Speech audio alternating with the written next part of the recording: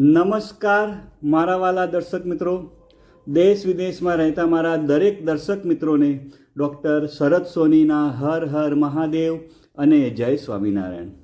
મિત્રો, આજના વિડીયોમાં આપણે વાત કરવાના છીએ, શું તમે રોજે રોજ સાંધાના દુખાવાથી પરેશાન છો? શું તમને ઉઠવા બેસવામાં ખૂબ જ તકલીફ પડે છે? શું તમને સીડીઓ ચડવામાં પણ તકલીફ પડે છે? સાંધામાં દુખાવો રહે છે, સાંધામાં સોજો રહે છે? તો મિત્રો, આ વિડીયો તમારા માટે છે. મિત્રો, આજના વિડીયોમાં હું તમને એક આયુર્વેદિક ઘરગથ્થુ ઉપચાર વિશે વાત કરવાનો છું, જે વર્ષો જૂનો છે અને અત્યારે હાલ વાત કરીએ તો મોડર્ન સાયન્સ એટલે કે વિજ્ઞાને પણ એને માની લીધું છે. તો મિત્રો, એક પણ મિનિટની વાર કર્યા વગર આપણે આ રસપ્રદ વિડીયોની શરૂઆત કરીએ અને આ ઘરગથ્થુ ઉપચાર કયો છે એના વિશે આપણે વિગતવાર જાણીએ. મિત્રો, ઘણા બધા લોકોનો પ્રશ્ન એ હોય છે કે સાહેબ, આયુર્વેદિક જે ઉપચાર હોય છે એ ધીમે ધીમે કામ કરે છે, અને ધીમે ધીમે કામ કરે છે એટલે શું થાય છે કે જે દુખાવો હોય છે ને, પેઇન, એ મટતું નથી ને એ સહન પણ થતું નથી. એટલે શું કરવું પડે છે કે અમારે પેઇન કિલર ગોળીઓ ખાવી પડે છે. અને મિત્રો, આપણે જો પેઇન કિલર ગોળીઓ ખાઈએ તો એ આપણે દુખાવો મટાડવાનું નથી, પણ ટેમ્પરરી તમને રાહત આપે છે. અને આ પેઇન કિલર ગોળીઓની સાઈડ ઇફેક્ટ એટલી બધી હોય છે કે જે મિત્રો પેટ, કિડની, લીવર એને ખૂબ જ નુકસાન કરે છે. તો મિત્રો, હું તમને ઘરગથ્થુ તેલ વિશેની વાત કરું જે પેઇન કિલર તરીકે કામ કરશે. તો તમારે ઘરગથ્થુ તેલ બનાવવું હોય તો એના માટે તમારે સરસિયાનું તેલ લેવાનું છે. એમાં તમારે 5-6 કળી લસણની નાખવાની છે અને તમારે ગરમ કરી અને ઠંડુ પાડી દેવાનું છે. પછી એ તેલને તમારે જે જગ્યાએ તમને દુખાવો થતો હોય સાંધામાં, એ જગ્યાએ તમે લગાવી શકો છો. મિત્રો, એનાથી પણ એક સારું પેઇન કિલર તેલ છે જેનું નામ છે ઓર્થો 21. એ તમને ઓનલાઈન એમેઝોન કે ત્યાંથી તમને મળી જશે. અને આ મિત્રો, આ તેલ વિશે વાત કરું તો એકદમ નેચરલ આયુર્વેદિક તેલ છે, જેમાં 24 પ્રકારની પાવરફુલ ઔષધિઓ છે, જેમ કે કપૂર, ફુદીના, નાગકેસર, લવિંગ, શતાવરી વગેરે જેવી એમાં 24 પ્રકારની આયુર્વેદિક જડીબુટ્ટીઓ છે. અને એને ક્લિનિકલી પણ એને પ્રૂવન કરી નાખ્યું છે.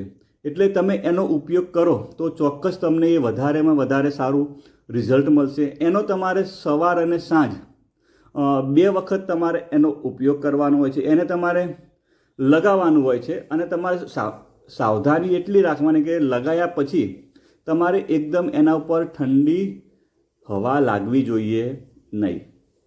મિત્રો, હવે ત્રીજી વાત કરું, જે આપણી ઘરગથ્થુ ઉપચાર વિશે વાત કરું તો મિત્રો, તમારે ઘરગથ્થુ જે ઉપચાર બનાવવાનો છે એની અંદર તમારે જે વસ્તુઓ લેવાની છે એ છે મિત્રો દૂધ, હળદર, આદુ, તજ, અશ્વગંધા, લસણ, એક ઇલાયચી અને કાળા મરી. હવે મિત્રો, આપણે આ વસ્તુઓ જ કેમ લેવાની છે એની વાત કરું તો મિત્રો, હળદરની અંદર કર્ક્યુમિન નામનું તત્વ હોય છે જે એન્ટી ઇન્ફ્લામેટરી ઇફેક્ટ હોય છે, એટલે કે જે સોજો દૂર કરવાની તાકાત રાખે છે. આદુ વિશે વાત કરીએ તો એની અંદર પણ એન્ટી ઇન્ફ્લામેટરી ઇફેક્ટ હોય છે, જે સોજો અને દુખાવાને દૂર કરે છે. તજ વિશે વાત કરીએ તો એની અંદર એન્ટી માઇક્રોબિયલ ઇફેક્ટ હોય છે, જે ઇન્ફેક્શન અને સોજો દૂર કરવાનું કામ કરે છે. લસણ વિશે વાત કરીએ તો એની અંદર પણ એન્ટી ઇન્ફ્લામેટરી ઇફેક્ટ હોય છે, જે દર્દ, સોજો અને કોલેસ્ટ્રોલને પણ દૂર કરવાનું કામ કરે છે અને એ ફાસ્ટ હિલિંગ કરે છે. મિત્રો, અશ્વગંધા વિશે વાત કરું તો એ સ્ટ્રેસ માટે, સાંધાના દુખાવાને પણ ઓછું કરવાનું કામ કરે છે. ઇલાયચી અને કાળા મરી એના વિશે વાત કરું તો મિત્રો, એ પાચન તંત્રને મજબૂત રાખે છે અને હળદરના કર્ક્યુમિનને વધારે કાર્યશીલ બનાવવાનું કામ કરે છે. મિત્રો, હવે બનાવવાની રીત એકદમ સિમ્પલ છે, તમે શાંતિથી એને સાંભળી લેજો. તમારે 1 ગ્લાસ જેટલું દૂધ લેવાનું છે, એને ગરમ કરવાનું છે.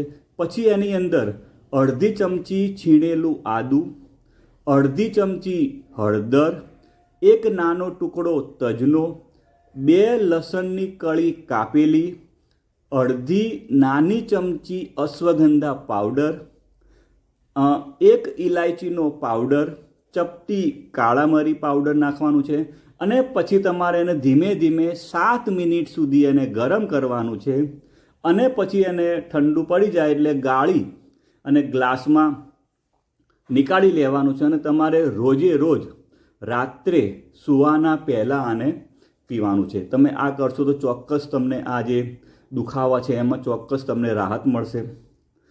તમે મારો વિડીયો શાંતિથી સાંભળ્યો એ બદલ તમારો ખૂબ ખૂબ આભાર અને મને વિશ્વાસ છે કે તમે આ વિડીયોના માધ્યમથી કંઈક નવું શીખ્યા હશો. તમને વિડીયો સારો લાગ્યો હોય તો લાઈક કરવાનું ભૂલતા નહીં. આવજો મિત્રો. બાય બાય મિત્રો. આવજો.